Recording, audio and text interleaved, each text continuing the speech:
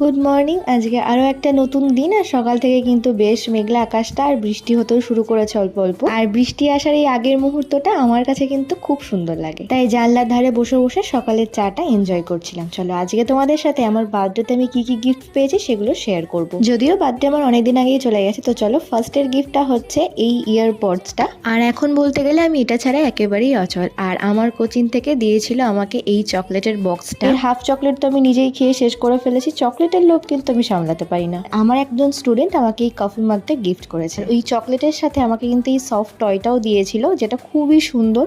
সত্যি কথা বলতে ওই দিনটায় ওরা এত সুন্দরভাবে সব কিছু অ্যারেঞ্জমেন্ট করে আমাকে সারপ্রাইজ দিয়েছে যে এই সমস্ত গিফটগুলো সত্যি কোনো প্রয়োজনই ছিল না। সেটাই আমার কাছে অনেকটা বড় পাওয়া। দামি দামি গিফটের থেকে ওই ছোট ছোট মুহূর্তগুলো কিন্তু অনেকটা বড় পাওয়া।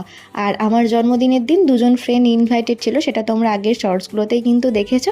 তাদের মধ্যেই একজন আমাকে এই স্লিং ব্যাগটা গিফট করেছে, সাথে এই লিকুইড লিপস্টিকের সেটটা, যেটা আমার খুব পছন্দ হয়েছে। আর আরও একটা গিফট আমি পেয়েছি, যেটা আমার আরও একটা পছন্দের জিনিস, এই আতর আর সেন্ট। দুটোরই স্মেল কিন্তু খুব মিষ্টি। এর আগের একটা ভিডিওতে তোমাদের সাথে শেয়ার করেছিলাম যে আমি কোথা থেকে এই আতরগুলো কিনি, তো সেখান থেকে আমাকে গিফটটা করেছে। আর ছিল এই মায়ের দেওয়া ড্রেসটা। কেমন হয়েছে কিন্তু অবশ্যই জানিও। চলো বাই।